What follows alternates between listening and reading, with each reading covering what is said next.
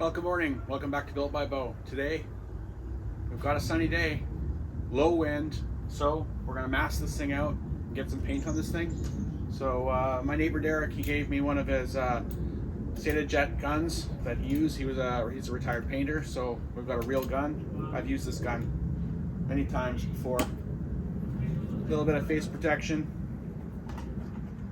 And I have a single stage urethane that I'm using. I got it from a local parts store here, Lordco. So we're going to be using that along with the hardener and the reducer. So as you can see, the bumpers here, I've already scuffed it down and everything. So this just needs a wipe down and a mask. The car is all sanded down, it's all washed. It just needs mask and a wipe down as well. So then once we're done that, we'll get the paint mixed up and we'll start spraying. So let's get on that.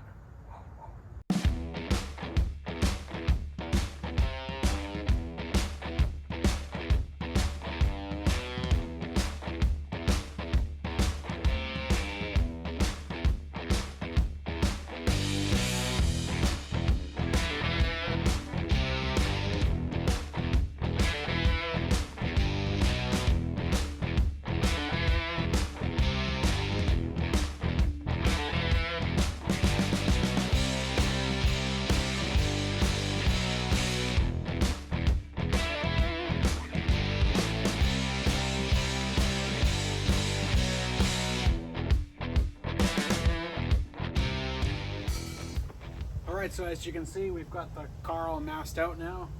Best we can for what we can. The wind has picked up a little bit, but we still have blue skies. So I'm going to wipe it down, mix up the paint, and we're going to get spraying.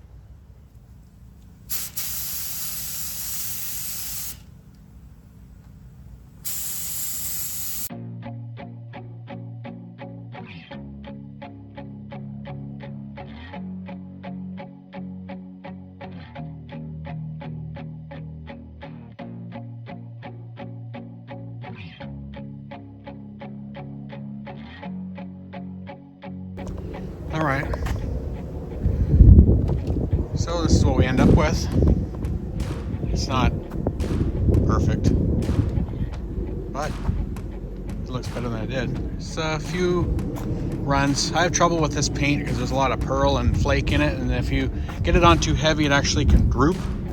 There's a couple spots, but I mean, for outside in partial wind in the driveway, see it there. You can see there's one there, a little spot, but a little spot right there. But the rest of it is pretty good. Like I said, it's just about making it look a lot better than it did for what you got for resources. So anyway, go in and have some lunch and let this dry and unwrap it in a bit. Welcome back. Let's very carefully start unmasking this thing. See if it looks any better.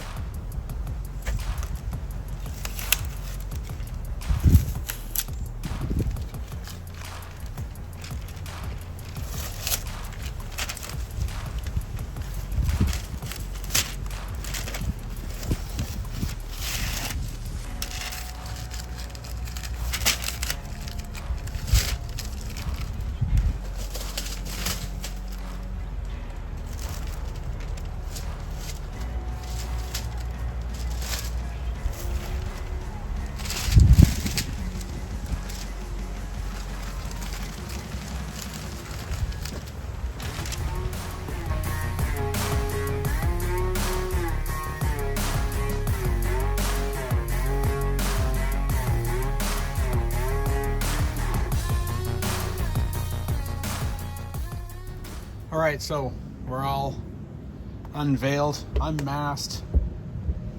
Doesn't look too bad. Obviously the cameras probably will show it better than it actually is, but it's not bad.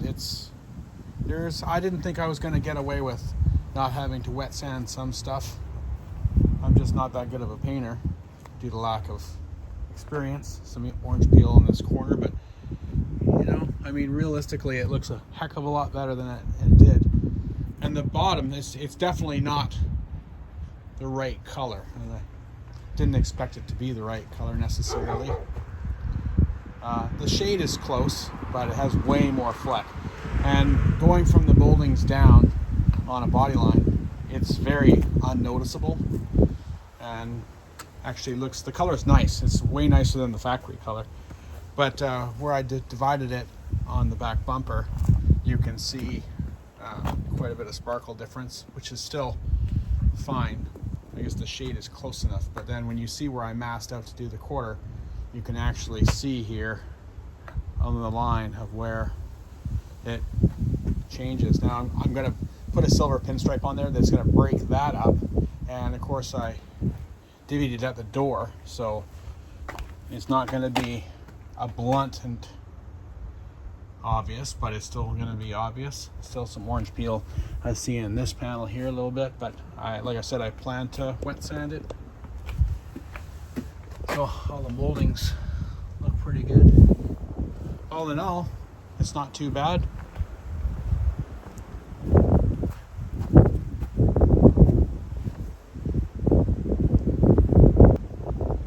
Anyway, I'm going to clean up here, get ready for work. I'm going to let this dry for a few days. Next week we will see if we can do a little bit of wet sanding, a little polishing, and we'll get this thing back together. See you in a few days. Good morning, welcome back. A couple days later, hope you guys had a good weekend.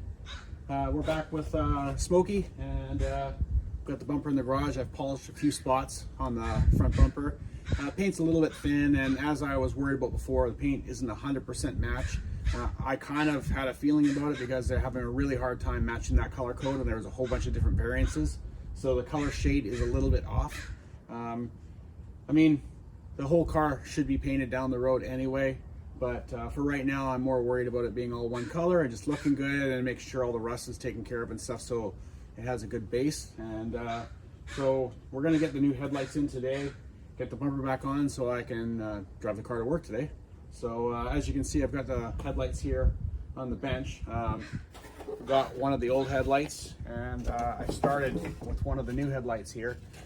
So that's a new headlight, and as I said before, these black backing, like the actual mounting brackets, they do not come with the headlights, so you have to transfer them from the other headlight. So I'll show you as the on each headlight they have little sockets, ball socket style for the headlight adjustment screws, and you have your little retaining clip, and it basically just locks underneath this foot, and the little tab inside here locks on top of the ball and stops the ball from coming out, but allows the ball to move in there. So those were, just pop those out.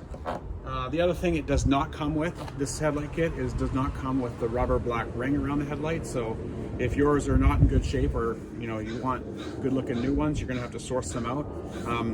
Quality, really good quality headlights probably come with them. I'm not sure. I ordered these headlights, I kind of expected them to come with it, and they didn't. So anyway, they transfer over. It has these 4 tabs on each side here, and these can be very brittle. They're rusty. I mean, the headlights are old, so just be careful when you're prying them up that you don't break those tabs, because if you break the tabs, then there's nothing to hold the weather stripping in. So I'll get the tabs on the new headlight, get the weather stripping on, and we'll start fitting this stuff in.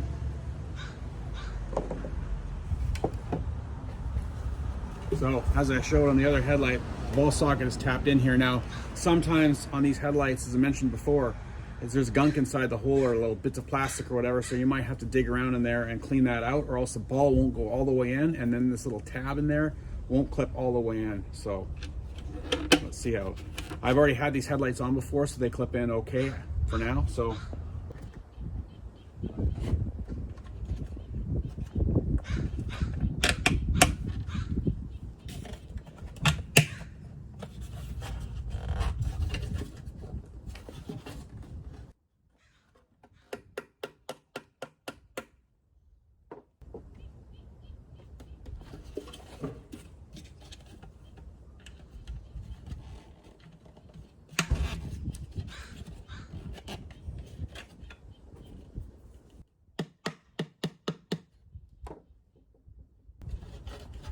there you can see they're Clips are mounted in place.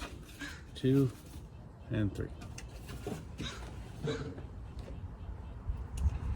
Here, you're putting your rubber back on. There's a little groove up top here that clips into the top groove of the headlight. Just clips in like that, and then those little clips just slide in and over and push down in.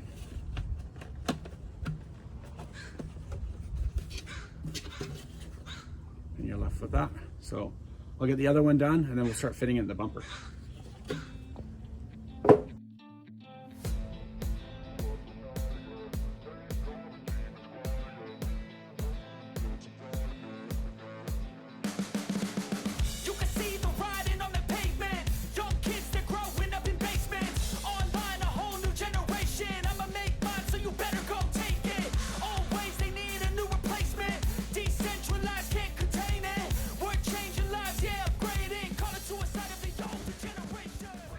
All right, so now we got our headlights assembled. We can start putting them in the bumper now.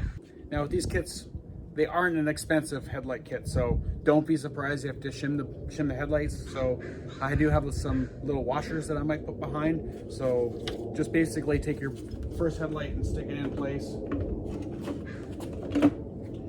and then just check the distance along your bumper here, and just make sure that you're happy with this distance. This one looks okay, so I'll probably bolt this headlight in just how it is, and I'll just check the other side.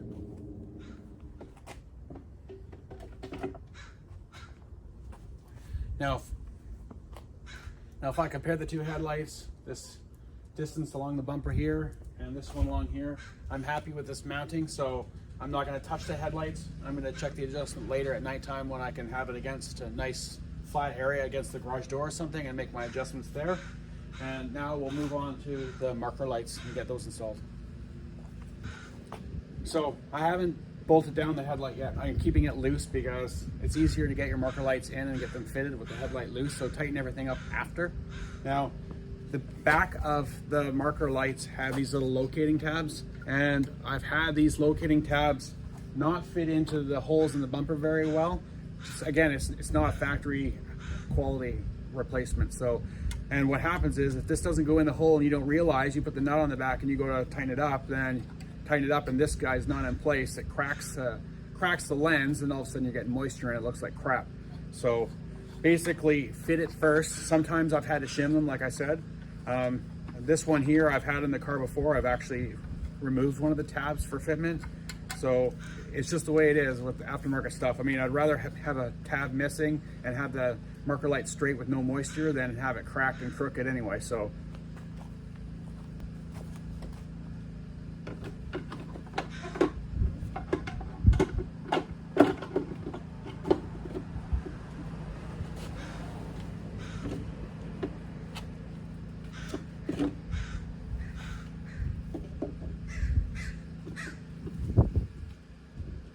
when you're looking down from the bottom, you can see if the locating tabs are in the hole. In this case, because I've already had these installed before, they're actually okay.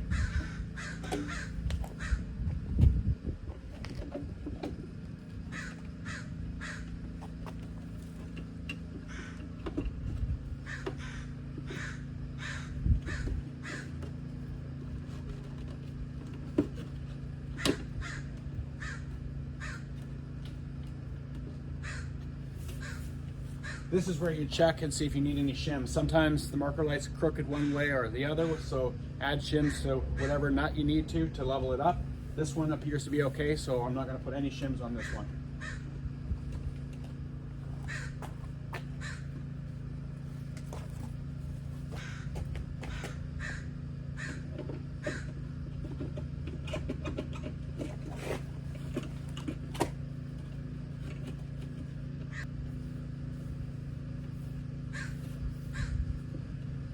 Now this one here, on the other hand, I don't like this one how it's fit, so I'm going to add maybe 2 to 3 washers on this one, because this one's actually sitting down a little bit low on the one side, and it doesn't line up with the headlight here, so I'm going to add a shim to it. So 3 shims, I'm happy with that. I'm going to tighten this side up and we'll move to the other side.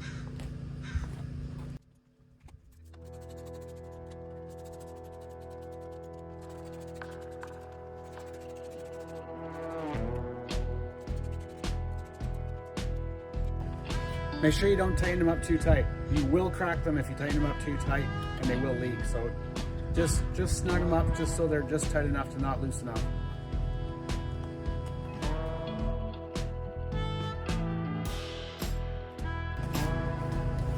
Same story on this other side for this outside marker light. I need 2 to 3 shims. I'm going to add 3 shims because I'm not happy with the way it lines up with the headlight.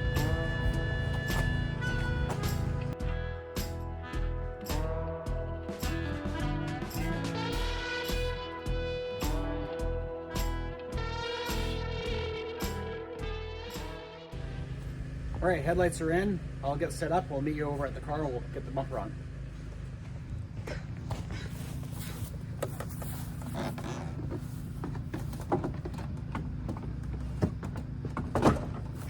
Now it is easiest to hook up your headlights and your marker lights now rather than later, but it can be done either way.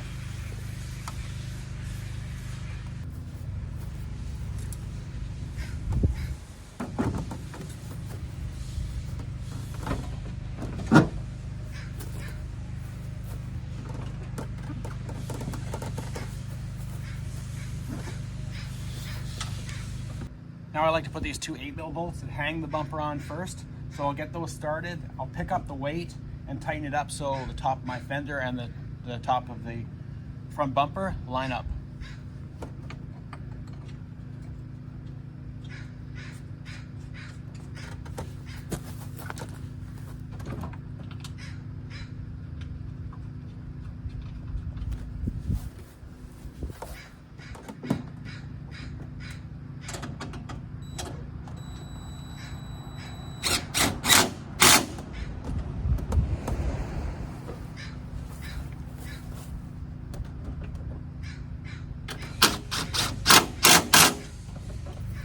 Now once you're ready to put in the side bolts, get all the bolts started, and as you tighten them up, make sure that you push against the bumper, against the fender, so they're nice and flush as you're tightening this stuff up, and you'll have a nice line there.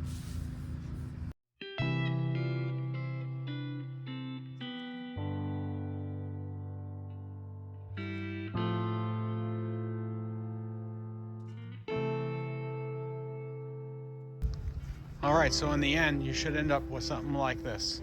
You know, you should probably see the color change there, or the color difference. Hi, Mac Dog. But you should have a nice clean line on both sides. What a difference that makes. The old Smokey car, eh?